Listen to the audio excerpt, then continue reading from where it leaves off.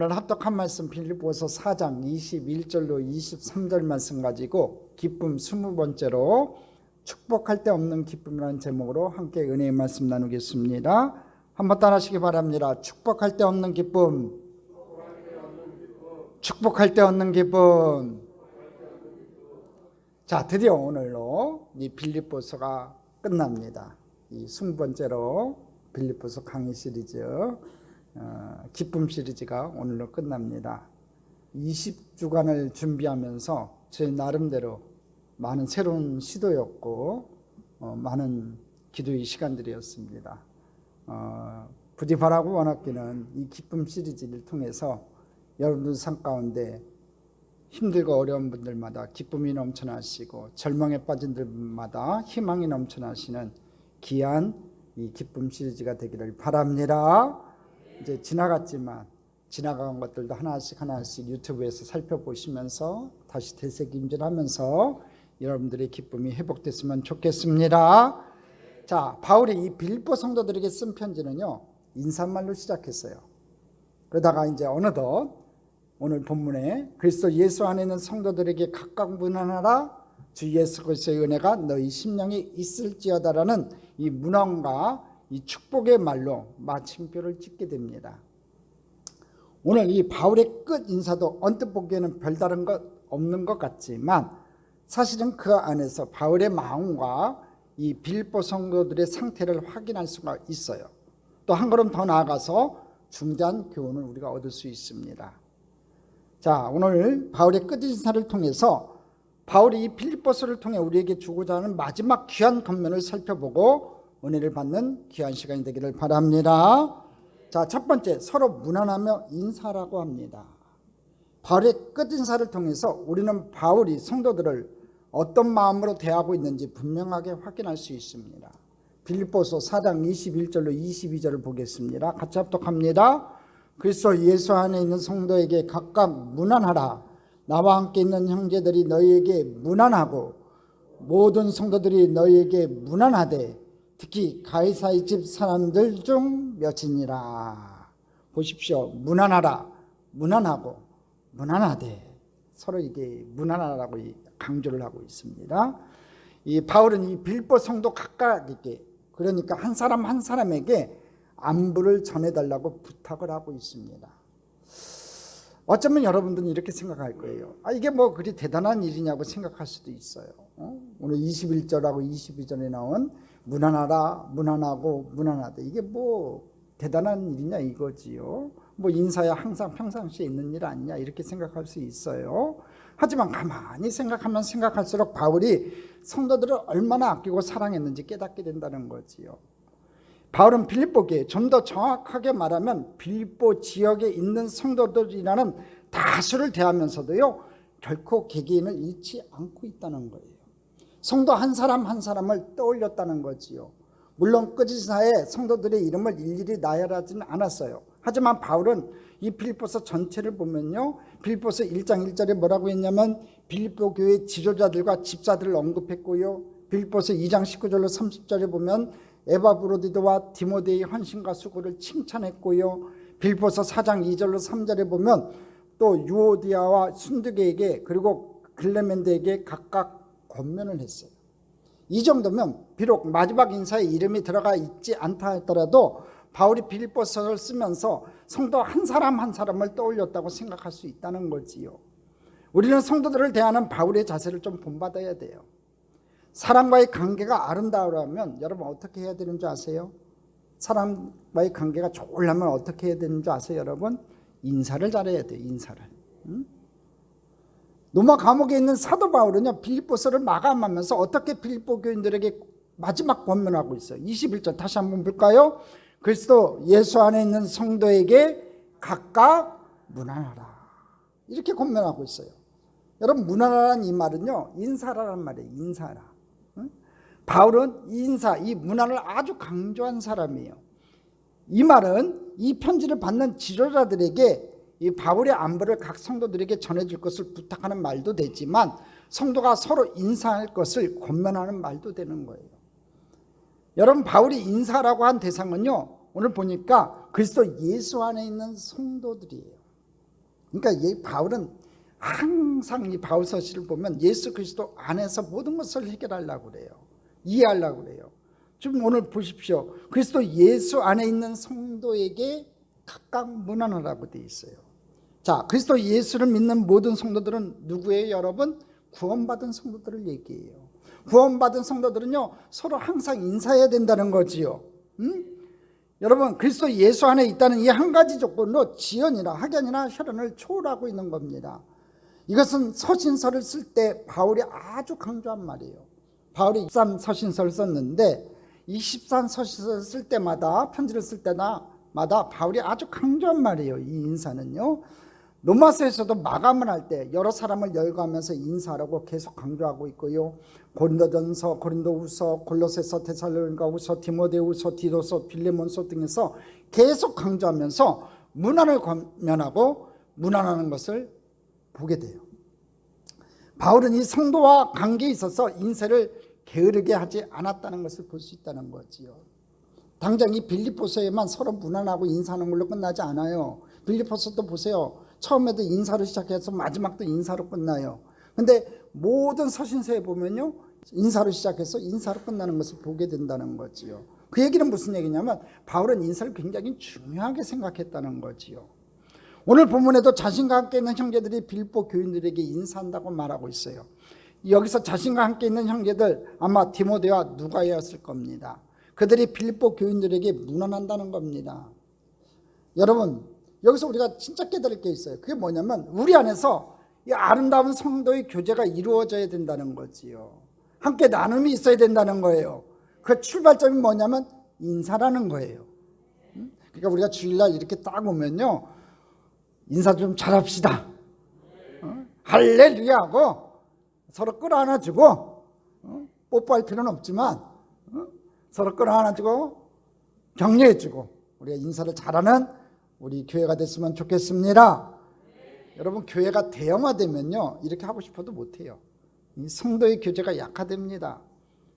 예배 시간 1시간 왔다가 급하게 가요. 함께하는 성도라는 끈끈함이 사라지게 돼 있어요. 근데 여러분, 교회라는 것이 위로는 하나님과 신실한 교제가 이루어진과 동시에 옆으로는 같은 지체들과의 교제가 이루어져야 된다는 거지요. 이를 통해 갖고 우리 믿음이 성숙해지는 거예요. 오늘 여러분, 주일날 나서 서로 간에 이렇게 인사하는 그 말 한마디가 목사님의 그 설교보다 더 은혜가 될 수도 있어요. 힘들고 지친 사람에게 다가와서 할렐루야 아멘하고 끌어안아 줄 때 여러분, 그 인사가, 그 문안이 그 사람을 더 힘나게 할 수 있다는 거지요. 그러니까 인사를 잘하는 우리 참좋게 됐으면 좋겠습니다. 여러분, 초대교회는요, 무서운 핍박이 있었어요. 그렇지만 그 가운데서도 놀라운 교제가 있었습니다. 지금처럼 건물 형식, 의식, 성직 제도 등이 중요시되지 않았지만 그들은 모여가지고 형제를 나눴어요. 이런 좋은 교회에서 모인 게 아닙니다. 핍박과 환난을 피해가지고 여러분, 지하의 무덤에서 모여가지고 서로 예배를 드렸고 서로 교제를 나눴어요. 이런 핍박을 피해가지고 카타콤의 지하 무덤에 피해 살았습니다. 어느 카타콤 벽에 보면 이런 글이 새겨져 있습니다. 우리가 가진 것은 없습니다. 우리는 고통에 시달리고 있습니다. 그러나 우리는 이곳을 떠나지 않을 것입니다. 왜냐하면 우리에겐 사랑할 사람들이 있기 때문입니다. 여러분, 언제 죽을지 모르는 거예요. 저 지하에 있는 무덤에서, 좋은 환경이 아니잖아요. 시체가 썩고 있는 저곳에서 언제 잡혀가지고 끌려가갖고 순교당할지 모르는 상황이에요. 그렇지만 그들은 하루에 잠을 자고 나서 아침에 일어나갖고 무사하게 깨어난 그들을 보면서 자기의 믿음의 동지들을 보면서 샬롬 할렐루야 외쳤다는 거지요. 그 인사가 그들에게 힘이 됐다는 겁니다. 여러분, 이 신앙의 교제는요, 집단적 관계보다는 개인적 관계예요. 몇천 명, 몇만 명이 모이냐가 중요한 게 아니라 그곳에서 개인적 교제들이 얼마나 있느냐가 중요하다는 거지요. 우리도 마찬가지예요. 우리 성도들이 100명은 앉기가 안 되잖아요. 그러니까 서로 우리가 개인적인 교제를 잘 나누고, 저 아픔이 내 아픔이다, 저 사람이 흘리는 눈물이 내가 흘려야 되는 눈물이고, 진짜로 저분이 아파하는 그 마음을 같이 아파해주고 애통해 줄 수 있는 저와 여러분 됐으면 좋겠습니다. 성경은요 서로 사랑하라고 말씀합니다. 아까도 얘기했지만 문화는요 문자 그대로 상대방의 상황을 묻는 거예요. 교회가 서로의 안부를 묻는 건요 교회가 갖는 독특한 정체성이자 사랑의 방식이었어요. 아까도 얘기했죠. 초대교회. 이 초대교회 성도들은요 여러분 우리는 쉽게 할렐루야 아멘 하지만요 샬롬 하지만요 여러분 그들에게서는요 그 인사 하나가 내가 다시 살아났고 상대방이 살아있다는 확인이에요. 전날 밤에 노마 군병이 쳐들어와 갖고 다 끌려가서 죽을 수도 있는 상황이었어요. 근데 하나님의 은혜로 새로운 날이 시작이 됐고 내가 오늘 이 한 날도 하나님께서 생명을 주셔서 내가 다시 한번 눈을 떠가지고 사랑하는 성도들을 바라보면서 할렐루야 샬롬 외칠 수 있었다는 거, 여러분 그들에게는요 이 초대교회에 있어서는요 이 독특한 정체성이었어요. 인사가 사랑의 방식이었어요. 오늘 그들이 외쳤던 인사 샬롬 야의 평강이 오늘 여러분에게 넘쳐나기를 주님의 이름으로 축복합니다. 서로 무난하는 것 아름다운 사역 중에 하나고요. 관심을 갖고 사랑을 표현하는 거예요. 요한복음 13장 33절 35절에 이렇게 얘기합니다. 새 계명을 너희에게 주노니 서로 사랑하라. 내가 너희를 사랑한 것 같이 너희도 서로 사랑하라.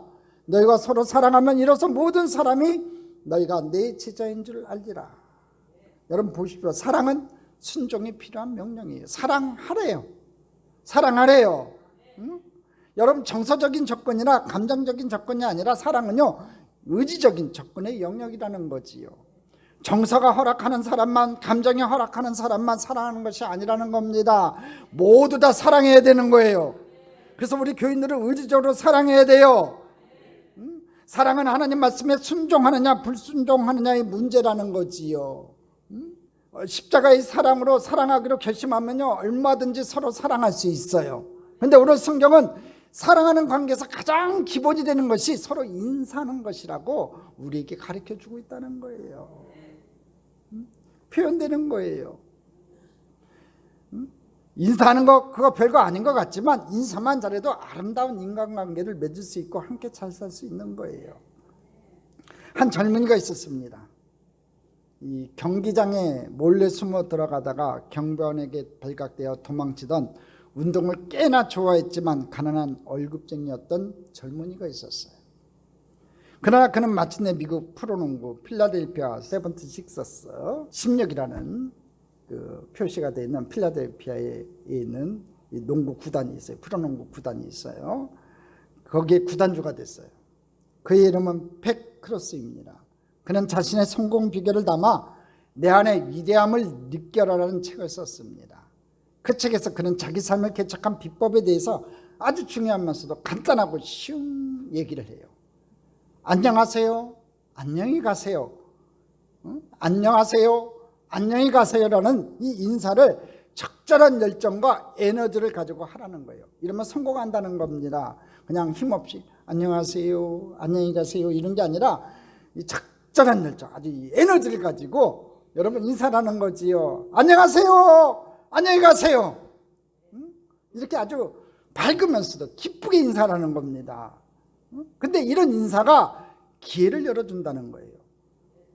진정으로 반기는 인사 하나가 큰 일을 이루는 현관의 문을 열어주는 거라는 거지요. 여러분 인사 한번 잘해도요 여러분 인생이 달라질 수 있어요. 할렐루야. 기회의 문을 여는 거는요 길은요 먼 곳에 있는 것이 아니고 큰 비용을 들여야 하는 것이 아니라는 거예요. 진정으로 반가운 웃음으로 전하는 인사 하나만으로도 충분할 수 있어요. 여러분 인사 잘합시다. 웃으면서 합시다. 인내천천거리며 너 죽고 나 죽자 하면서 째려보면서 하지 마시고 즐거운 마음으로 기쁜 마음으로 내 사랑하는 믿음의 동역자를 다시 한번 만났으니까 기쁨으로 샬롬 외치며 안녕하세요 하고 외칠 수 있는 저와 여러분 되시기를 간절히 소망합니다. 인사를 잘하는 사람은요 그래서 좋은 인간관계를 맺을 수밖에 없어요. 행복하고 아름다운 관계를 가지는데 참으로 간단하고 쉬운 것이 인사인데 이 간단한 인사를 잃어버린 사람이 참 많아요. 특히 자라나는 아이들이 더욱 그래요. 인사를 잘 안 해요. 부모들이 잘 안 가르쳐서 그러겠지요. 인사는 사람 사이에 흐르는 전류와 같은 것인데 전기를 차단하고 등을 끈 채로 서로 깜깜한 채로 살아가는 사람들이 많이 있다는 거지요. 그러면 안 되는 거예요, 여러분. 무례함의 비용이라는 책을 쓴 크라스틴 포레스는요, 무례함 역시 전염된다고 말해요. 저 책에서 그렇게 얘기해요. 무례함도 전염이 된다는 거지요. 무례함은 사방으로 퍼지면서 접촉한 사람들 모두의 삶을 무겁게 만드는 바이러스라고 얘기를 해요. 무례함을 그대로 방치하면 조직 전체를 풀죽게 만들 뿐 아니라 모든 구성원들은 덜 친절하고 덜 차분하고 덜 활기차고 덜 즐겁게 만든다고 얘기를 해요. 인사하지 않는 상점 여러분 가기 싫어요. 그렇지 않아요? 인사도 제대로 없는 불친절한 여러분 가게 가기 싫어하잖아요. 무례한 식당, 무례한 병원, 무례한 가정, 무례한 교회에 여러분 사람들은 머물기 싫어해요. 최근에 오늘 병원을 한번 갔는데 이 간호사가, 젊은 아가씨가 굉장히 무례하더라고, 불친절하더라고. 그러니까 다시는 가기 싫더라고요. 그런 거예요. 여러분 삶이 그런 거잖아요. 여러분 불친절하고 무례하면요 가기가 싫은 겁니다. 그런 얘기가 있잖아요. A가 밥 먹여주냐? 이런 말도 있잖아요. 근데요, 맞아요. A가 밥 먹여줘요. 무례하게 행하면요 아내도 밥을 안 해줘요. 그러지 않아요, 여러분? 무례하게 행하면요 아내도 밥 안 해주는 거예요, 여러분. 기분 나쁘면. 여러분 인사만 잘해도 잘 살아요. 이게 지혜예요. 우리 젊은이들 꼭 기억하세요. 인사만 잘해도 잘 사는 거예요. 우리 참좋게 우리 성도님들 인사를 잘하는 우리 성도님들 됐으면 좋겠습니다. 자, 두 번째로 오늘 본문을 통해서 우리가 볼 수 있는 게 뭐냐면요, 복음의 열매들을 살펴보아야 돼요. 우리는 끝 인사를 통해서 바울이 전한 복음이 열매를 거두었다는 사실을 알 수가 있어요.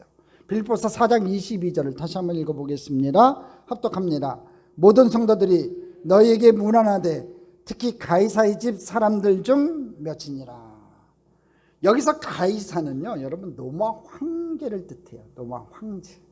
그러므로 가이사 집 사람들이란 옥중에서 바울에게 복음을 전해 듣고 예수님을 믿게 된 왕국의 고급 신하이거나 그들에게 고용된 종들일 수도 있어요. 가깝게는 로마 황제의 친인척을 뜻하고 멀게는 로마 황제의 여러분 측근을 의미해요. 혹은 가이사를 돕던 정치 관료들이나 노예일 수도 있고 어쩌면 로마 군대의 장교일 수도 있어요.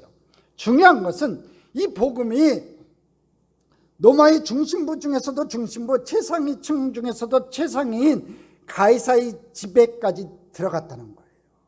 그러니까 바울이 로마에 가서 감옥에 갇혔다, 이게 중요한 게 아니라 로마 감옥에 갇혀갖고 이 바울이 전한 복음을 듣고서 이 가이사의 집 사람들이, 로마의 핵심층에 있는 사람들이 복음을 받아들였고 이게 단초가 되어서 나중에 로마가 기독교를 인정하게 되는 거예요. 그래서 복음이 편만히 증가될 수 있는 기회가 됐다는 거지요. 이게 왜 중요해요? 첫째, 복음은요 남녀노소 빈부격천 지위고하를 막론하고 모든 사람을 변화시킨다는 사실을 확인할 수 있기 때문에 그래요. 둘째로, 복음의 능력이 로마 이 가이사 이 황제보다 강하다는 것을 우리에게 보여주기 때문에 그래요. 여러분, 이 가이사 집 사람들은요 보통 사람들이 아니에요. 가이사의 측근이 되려면요 가이사에게 충성을 서약하고 그를 떠받들어야 합니다. 한마디로 가이사를 주인으로 모셔야 한다는 거예요. 그런데 가이사의 집 사람들이 예수 그리스도를 영접했다, 빌립보 교회의 일원이 되었다, 이것은 그들이 더 이상 가이사를 섬기고 그를 주인으로 모시는 것이 아니라 예수 그리스도를 섬기고 예수님을 주인으로 인정하고 고백하는 것을 의미한다는 거예요. 만약 이 사실이 밝혀진다면 가이사는 그들을 가만두지 않을 거예요. 여차하면 목숨을 잃을 수도 있고 적어도 지금의 부와 명예, 권력, 생계수단을 모두 다 잃게 된다는 거지요. 그럼에도 불구하고 가이사 집 사람들은요 예수 그리스도를 믿었다, 신앙을 버리지 않았다는 얘기예요. 여러분 놀랍지 않습니까? 여러분 그 당시만 해도 기독교가 막 유행하는 종교가 아니에요. 잘 퍼지지도 않았던 종교였다고요. 그럼에도 불구하고 이 가이사 집 사람들이 바울이 전한 복음을 듣고 예수 그리스도를 영접해요. 구세주로 영접해요. 여러분 가이사에게 충성을 서약하면 잘 먹고 잘 살 수 있어요. 안정적인 지위와 부를 보장받을 수 있어요. 하지만 예수 그리스도께 충성을 바치면 언제 어떻게 될지 모른다는 거지요. 그런데도 가이사 집 사람들은 가이사가 아니라 예수 그리스도를 주인으로 모시고 예수님께 충성을 서약했어요. 이것이 바로 복음의 능력이라는 겁니다. 그러므로 우리는 가이사 집 사람들의 신앙을 본받아서 그 어떤 희생과 어려움이 따른다 하더라도 예수님을 향한 믿음과 사랑과 순종을 잊지 말아야 합니다. 할렐루야. 그 당시 예수를 믿었다는 얘기는 뭐냐면요, 목숨을 내놓는 거예요. 그럼에도 불구하고 예수 그리스도를 나의 구세주로 영접한 것을 놓치지 않았다고요. 근데 우리는 어떠냐 이거지요. 지금 주변에 잘 믿다가 예수를 안 믿고 주일 출석 안 하는 성도들을 바라보면 안타깝지 않아요? 저는 그거 보면 너무나 안타까워요. 주의종으로서 너무나 안타까워요. 옛날에는 자기 목숨까지도 내놓고 예수 그리스도를 놓치지 않고 복음을 놓치지 않았는데 지금은 너무 편해서 그런가요? 살기가 좋아져서 그런가요?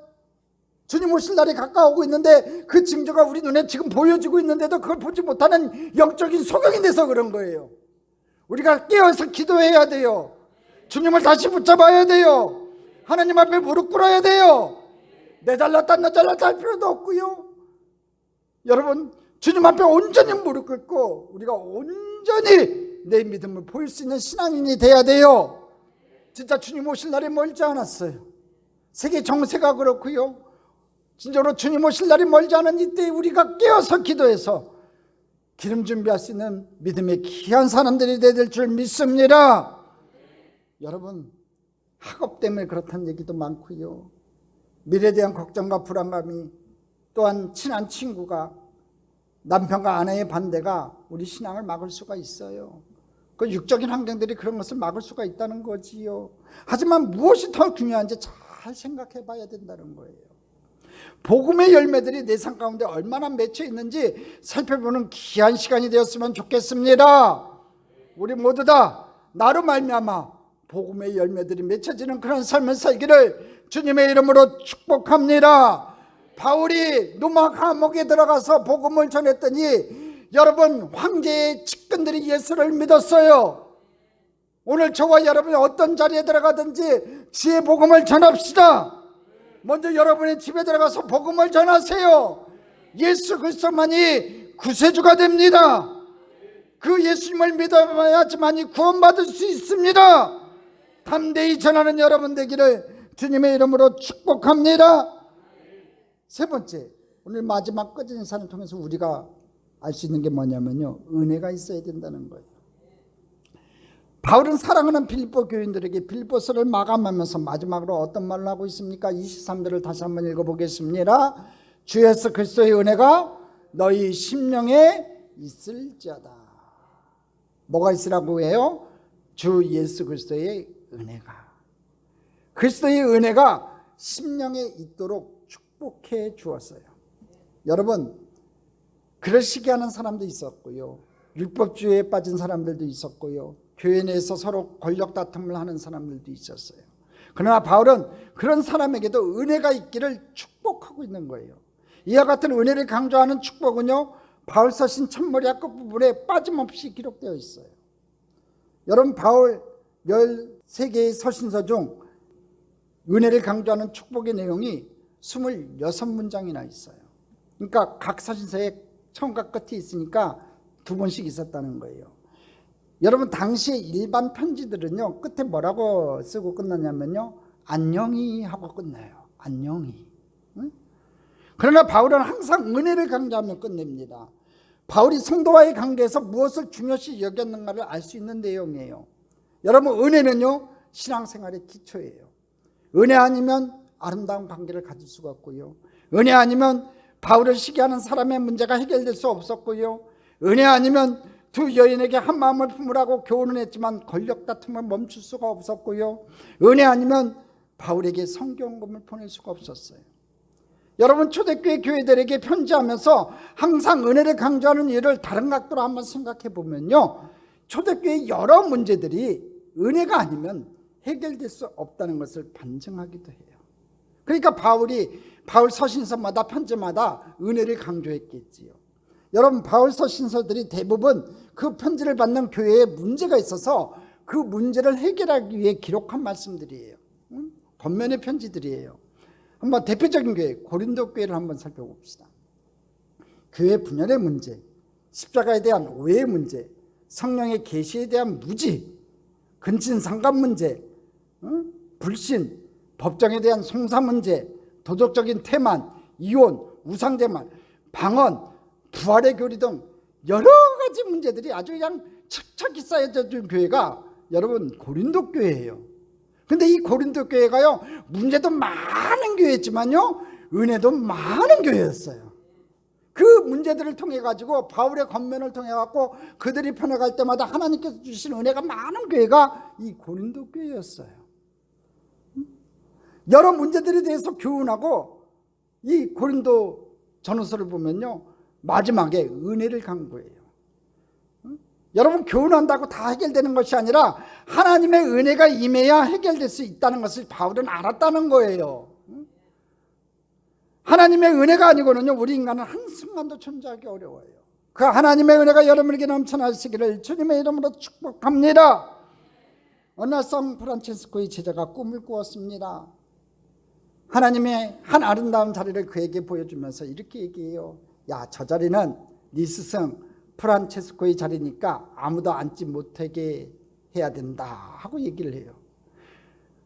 꿈에서 깨고 나니까 그의 제자가 너무나 부러워가지고 스승님한테 이렇게 물어봐요. 선생님, 어떻게 이렇게 훌륭하게 될 수 있습니까? 질문했대요. 하나님이 따로 아름다운 의자를 만들어 자리를 만들어 놓을 정도로 그렇게 훌륭한 분이 될 수 있습니까? 하고 스승님한테 물어봤대요. 그러니까 프란체스코가 이렇게 얘기했대요. 나는 아무것도 아니고 가장 큰 죄인이다. 이렇게 얘기를 하니까 제자가 그래요.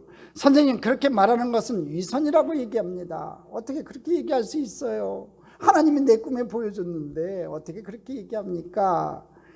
그러니까 그 말을 들은 프란체스코가 이렇게 얘기해요. 하나님이 다른 사람에게 은혜를 주었다면 나보다 더 훌륭한 사람이 되었을 것이다.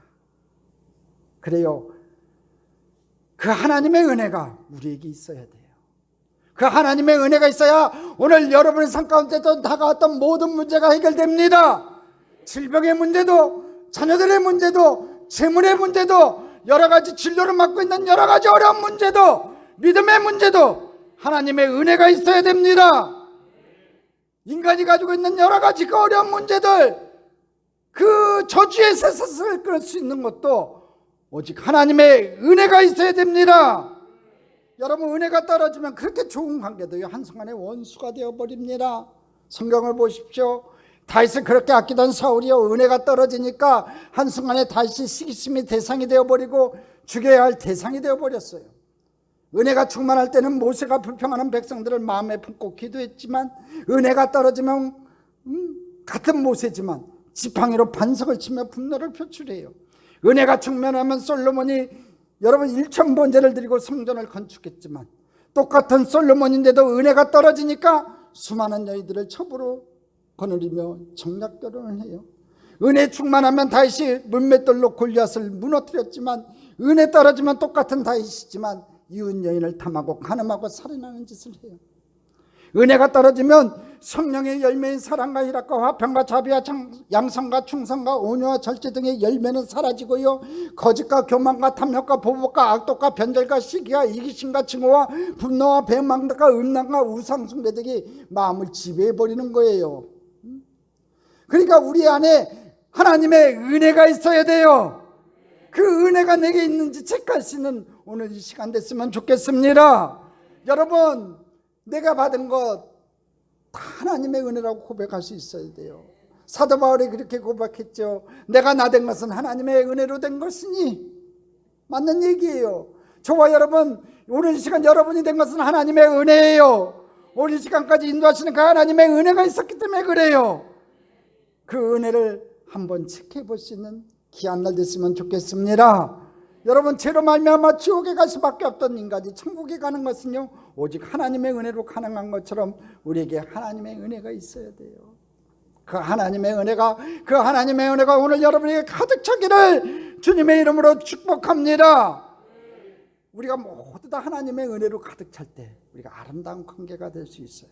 그래서 서로 하나님의 은혜의 복을 서로 누리도록 기도해 주어야만 합니다. 자식과 부모가, 목회자와 성도가, 성도와 성도가 숨 멈추는 그 순간까지 아름다운 관계를 가지려면요, 은혜가 필요해요. 하나님의 은혜가 필요해요. 오늘 이 시간 서로 간에 은혜가 넘치도록 기도를 해주는 저와 여러분 되기를 주님의 이름으로 축복합니다. 하나님의 은혜가 넘치기를 축복합니다. 네 번째, 축복하는 자가 되어야 돼요. 바울은 빌립보서 마지막 구절을 어떤 메시지로 마무리하고 있습니까? 23절 다시 한번 읽어봅니다. 주 예수 그리스도의 은혜가 너희 심령에 있을지어다. 이게 뭐냐면 축도예요. 축도. 축복해 주는 겁니다. 여러분에게도 여러분 축복해 줄 수 있는 권한이 있어요. 저에게만 있는 게 아니에요. 여러분에게도 있다고요. 그러니까 서로 축복해 주세요. 예수님의 이름으로 축복합니다. 여러분, 다른 사람을 축복한다는 거 얼마나 아름답고 좋냐고요. 형제요, 자매요, 당신을 축복합니다. 하나님의 은혜가 함께 하기를 바랍니다. 주님의 평강에 함께 하시기를 바랍니다. 이렇게 축복해 주시는 여러분 됐으면 좋겠습니다. 여러분, 이 기쁨의 편지가 마지막에 축도로 끝나고 있다는 것이 얼마나 놀라운지 모릅니다. 바울은 마지막으로 빌립보 교인들을 향하여 이렇게 축복합니다. 주 예수 그리스도의 은혜가 너희 심령에 있을지어다. 자, 여기서 보면 축복의 내용이 뭐냐면요, 주 예수 그리스도의 은혜예요. 바울은 자신의 생활을 돌이켜보면서 무엇보다 하나님의 은혜를 소중하게 여겼던 사람이었다고 했죠. 그런 예수 그리스도의 은혜로 구원을 받았고 하나님의 은혜로 기쁨과 평강 가운데 오늘은 살고 있어요. 지금 바울이 여러분 로마 감옥에 갇혀 있음에도 불구하고 그 가운데 기쁨이 넘쳐날 수 있었던 건 뭐냐면 그 안에 하나님의 은혜가 있었기 때문에 그래요. 때문에 자신에게 놀라운 삶의 의미와 보람과 기쁨과 평안을 주었던 그 주님의 은혜가 온 성도들에게 함께하기를 바란다고 하는 이 축복의 말을 바울은 하고 싶었던 거예요. 마지막에 우리는 여러 방법으로 이웃들을 축복할 수 있어요.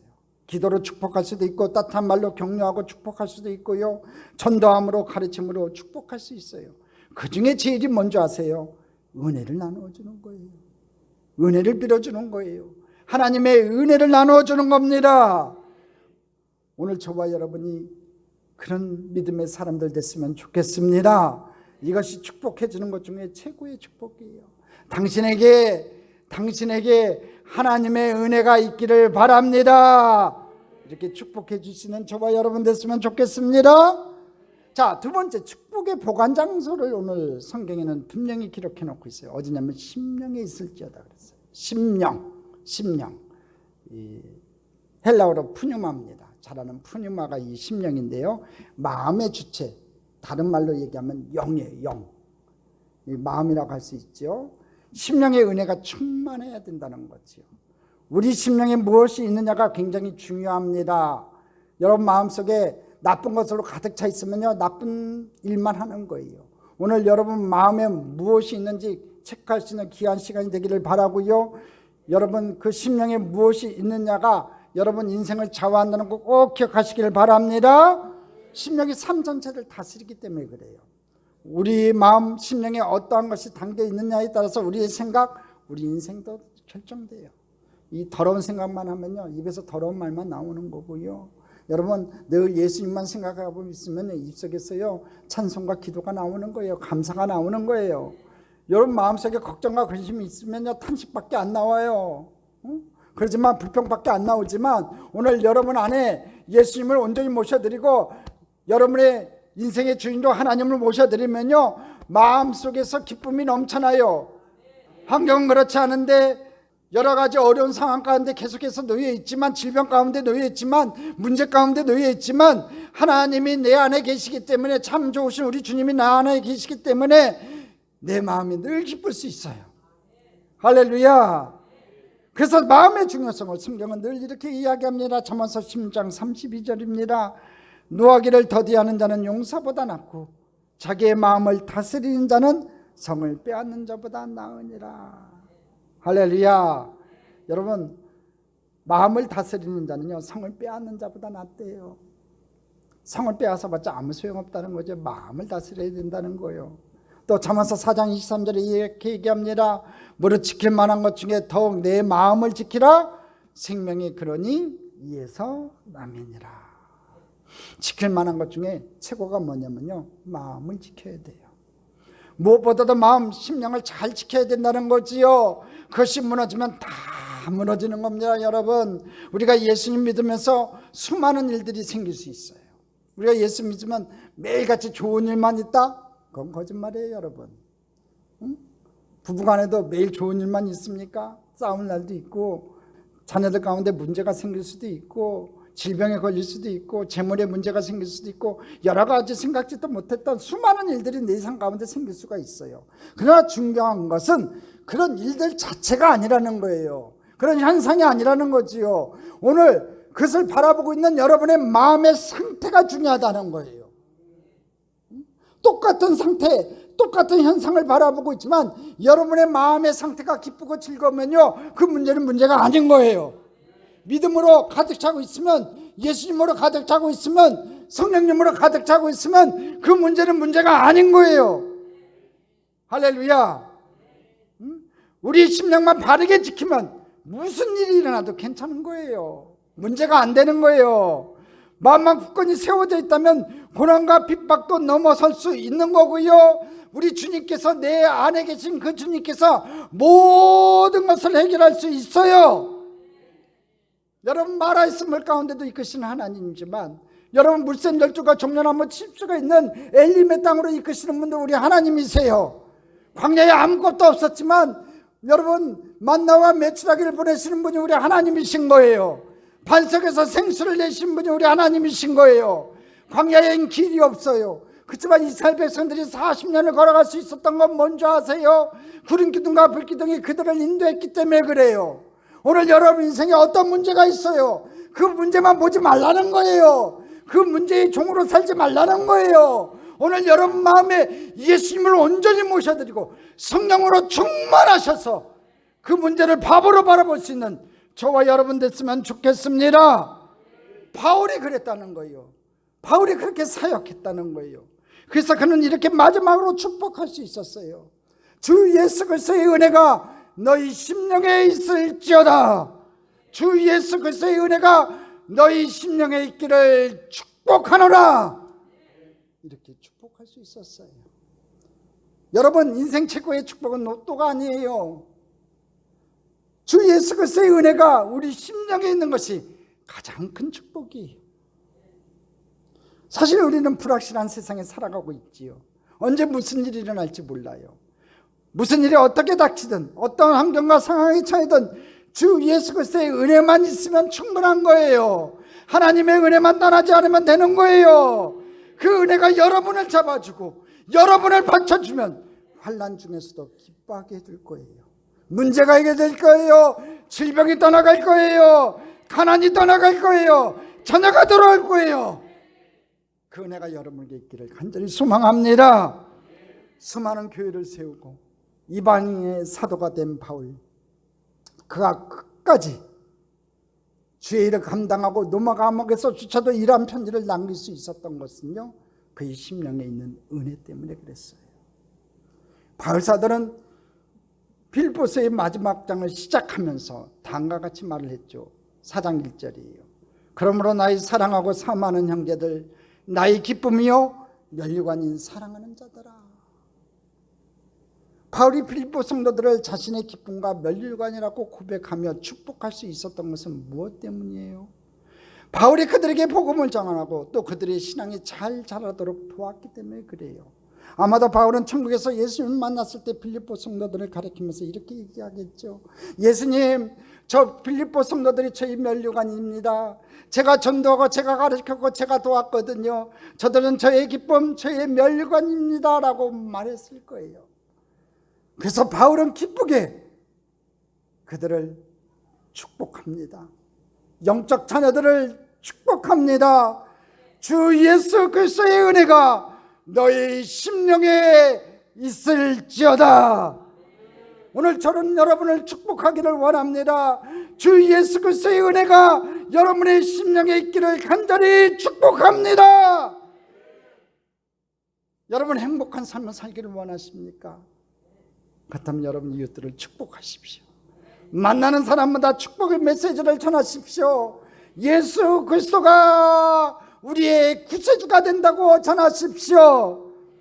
축복을 생각할 수 있는 이 계절, 기쁨을 생각할 수 있는 이 계절, 이웃을 마음껏 축복하시고 그 축복이 여러분의 삶에 새로운 축복의 여정으로 열려지기를 소망합니다. 여러분의 삶이 항상 주 안에서 기뻐하고 심령에 주님의 은혜가 가득 차는 축복의 백성 되시기를 주님의 이름으로 축복합니다. 축복합니다. 축복합니다.